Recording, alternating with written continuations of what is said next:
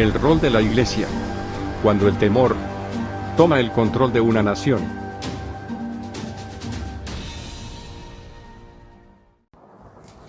Buenos días, hermanos. Dios les bendiga y les guarde. La paz de Dios esté con cada uno de ustedes y sea manifiesta en su casa. Hoy vamos a estar compartiendo la palabra de Dios en el libro de Primera de Juan, capítulo 4, versículo 18. Vamos a leer la palabra en el nombre del Padre, del Hijo y del Espíritu Santo. Y todos decimos, amén. En el amor no hay temor, sino que el perfecto amor echa fuera el temor. Porque el temor lleva en sí castigo, de donde el que teme no ha sido perfeccionado en el amor. Gloria le damos al Dios y Padre de nuestro Señor Jesucristo.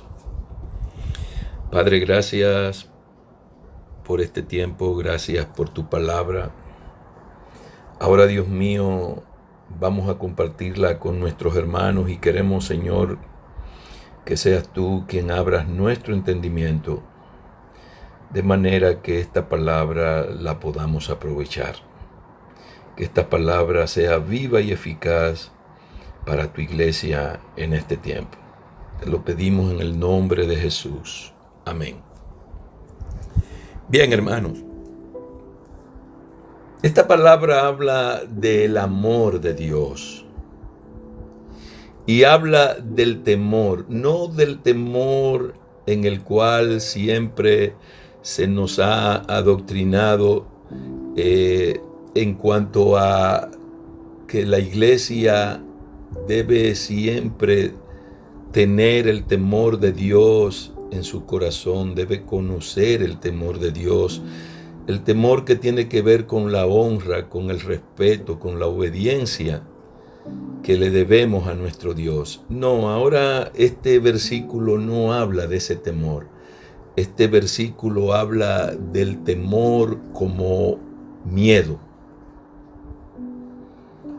Y lo que está planteando el Señor a través del apóstol Juan es que cuando el amor de Dios está entronizado en nosotros, cuando nosotros hemos sido hechos un espíritu con Cristo, como dice la palabra en Primera de Corintios, capítulo 6, versículo 17, cuando el amor de Dios ha sido derramado en nuestros corazones, como también dice la misma palabra, que ha sido derramado el amor de Dios por el Espíritu Santo sobre nosotros. Cuando nosotros reflejamos por ese amor que ha sido derramado en nosotros, cuando nosotros reflejamos el fruto del Espíritu Santo, entonces no debe haber ningún miedo en nosotros. No importa lo que acontezca, no importa lo que se manifieste, no importa las desgracias que veamos que se manifiesten delante nuestro. Si el amor de Dios está en ti, si el amor de Dios está en mí, no puede haber miedo, no puede haber temor en nosotros. Si ustedes toman en cuenta la palabra de Dios, tanto en el Antiguo Testamento como en el Nuevo Testamento, una de las expresiones que más se repiten en la Biblia es la expresión no temas. ¿Y por qué Dios nos recuerda tanto esto? Porque Él quiere que si tú y yo vamos a vivir por fe, esa fe en la cual viviremos sea suficiente para echar fuera todo temor. Porque esa fe debe reflejar el amor de Dios en nosotros. Y usted lo encuentra. Desde Génesis, Dios le dice a Abraham, no temas, yo soy tu escudo. En el Nuevo Testamento, Jesucristo le dice a los discípulos cuando va caminando sobre las aguas, que están aterrorizados por esa manifestación, Jesucristo le dice, no teman, yo soy. Y usted revisa la Biblia y va a encontrar esa palabra muchas veces repetida. Porque si verdaderamente el amor de Dios está en nosotros, lo que menos debe manifestarse en nosotros es el miedo. ¿Y qué acontece con las manifestaciones que estamos viendo ahora, en este momento, en este tiempo? Que muchos cristianos reflejan temor. Muchos cristianos reflejan miedo con estas manifestaciones y no deberíamos reflejar miedo. Primero, porque estas manifestaciones no reflejan los tiempos finales. Vamos a decir que nos acercan. Claro, cada día que pasa nos acerca a los tiempos finales. Nos acerca a los tiempos finales, sea que nosotros, por designio de Dios, nos vayamos, nos despidamos de esta existencia. O sea, que el día del Señor, como dice Pedro, se manifieste. Pero esta plaga que hoy estamos nosotros viendo y que estamos participando y que le provoca cierto miedo a cristianos. Estoy hablando de cristianos porque sabemos que el mundo entero entra en pánico, el mundo entero refleja miedo en este tiempo. Pero esta manifestación de estos tiempos actuales, esta plaga de coronavirus que está provocando miedo en muchos cristianos, en lugar de provocarle miedo, debería despertar, avivar la esperanza en la cual nosotros hemos sido salvos y nosotros vivimos. La palabra de Dios dice que en esperanza somos salvos, porque hemos sido salvos en esperanza. Porque el que no tiene esperanza no puede llamarse cristiano. Porque nuestra esperanza, conforme dice la misma palabra de Dios en el libro de Colosenses, nuestra esperanza es Cristo, una esperanza viva, como dice Pedro.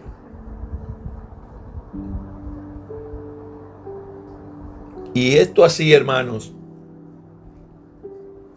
porque nosotros, en lugar de estar atemorizados, deberíamos colocarnos en una posición que nos permita ser instrumentos de Dios para este tiempo. Instrumentos de Dios para este tiempo, porque para eso nos escogió Dios. Para eso estableció Dios su iglesia,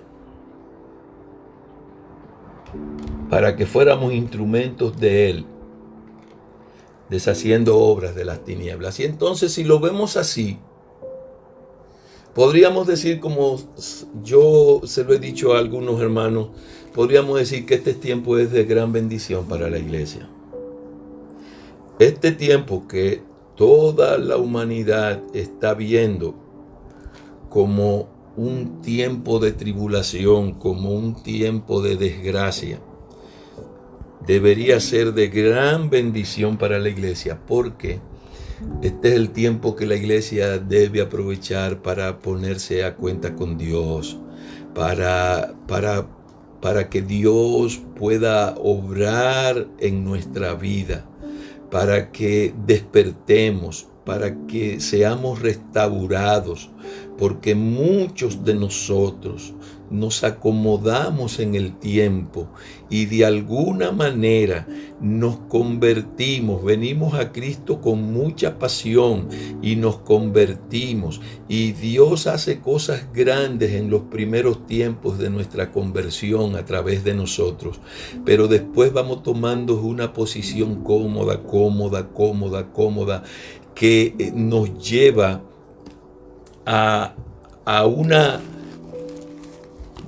inactividad espiritual donde solamente se nos identifica como cristianos porque hablamos la palabra, porque hablamos de esa manera. Es como si dijéramos, a ti te identifican como cibaeño porque tú hablas con la I. Pero sin embargo, nosotros tenemos una hermana que habla con la I, pero no es cibaeña, nació en Yamasá.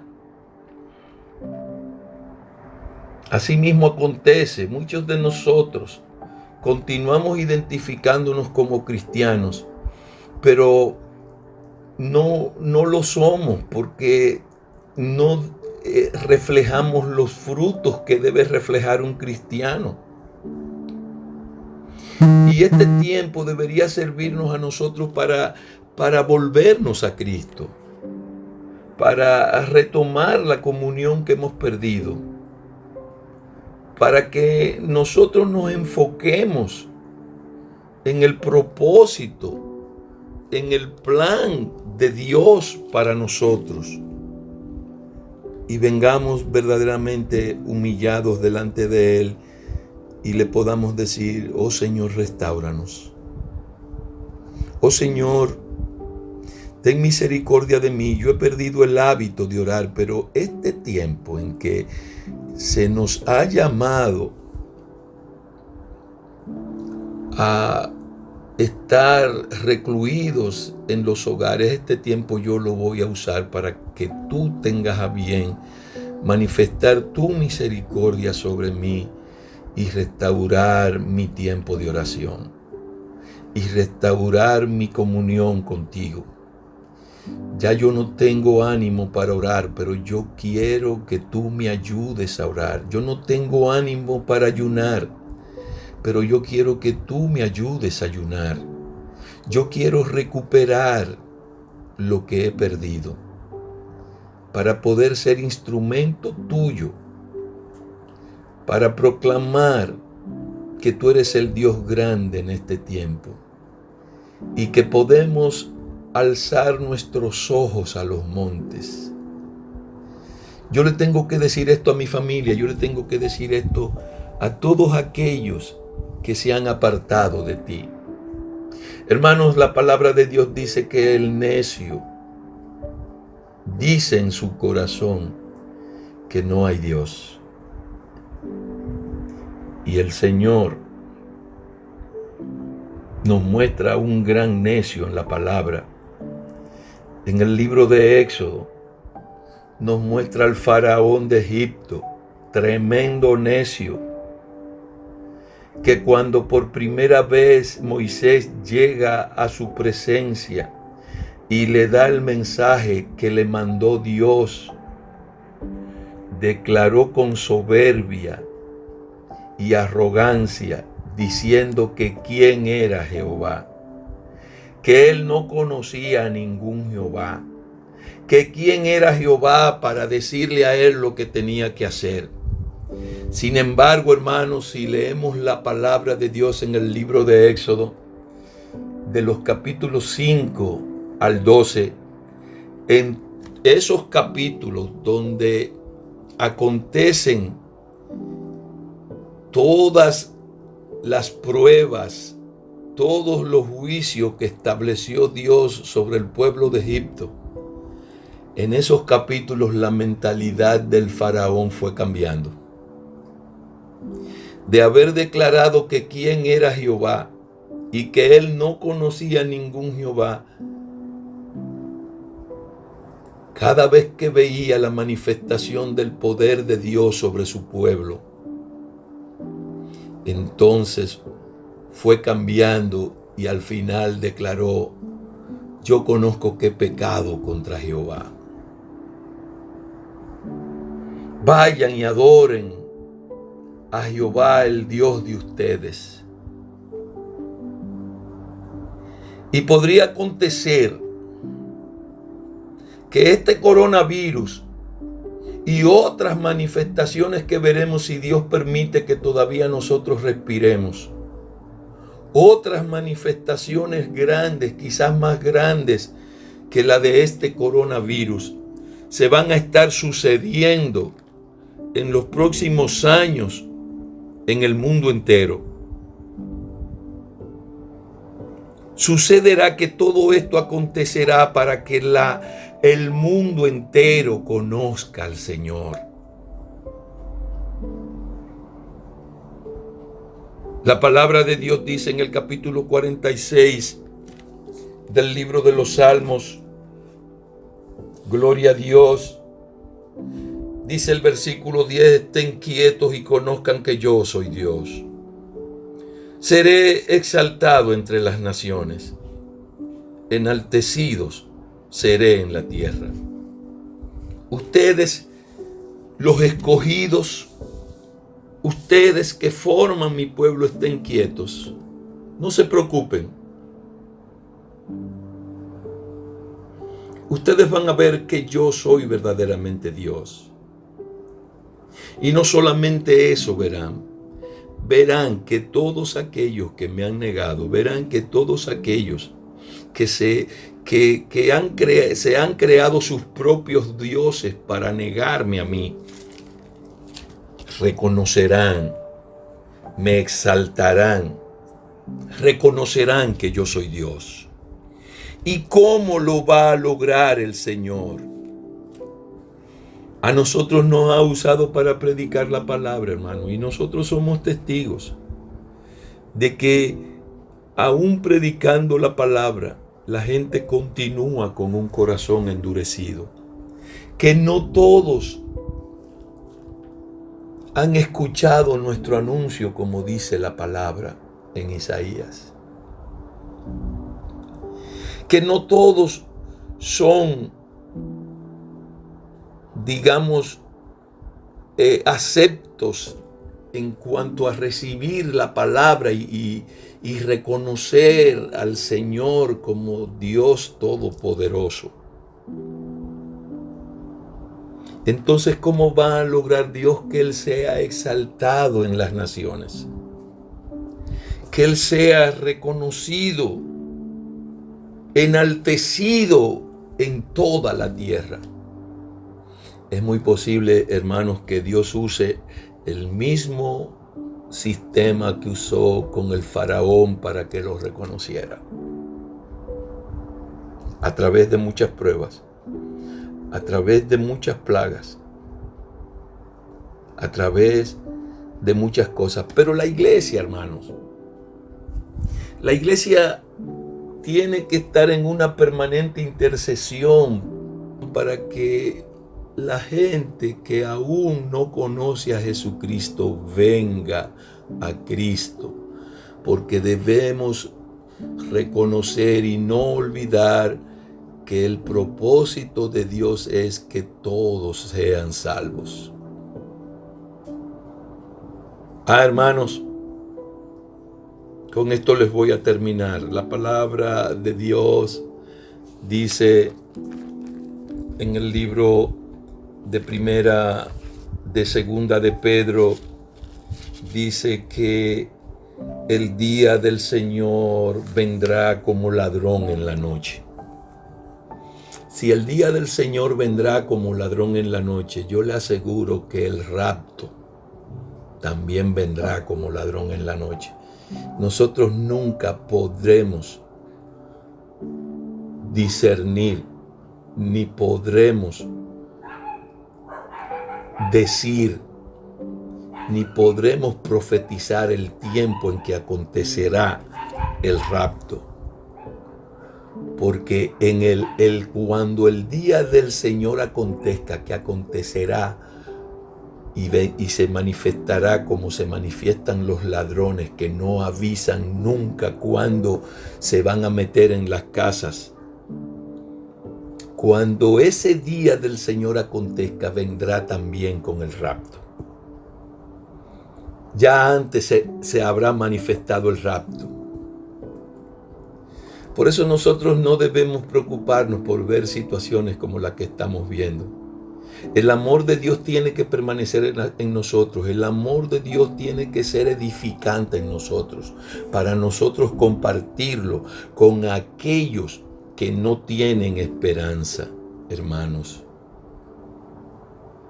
Lo que sí la iglesia tiene que estar avisada es sobre lo que el mismo Pedro establece en 2 de Pedro capítulo 3, que después de relatar lo que va a acontecer cuando el día del Señor se manifieste, entonces le dice a la iglesia: puesto que todas estas cosas han de ser deshechas, ¿cómo no deben ustedes andar en santa y piadosa manera de vivir?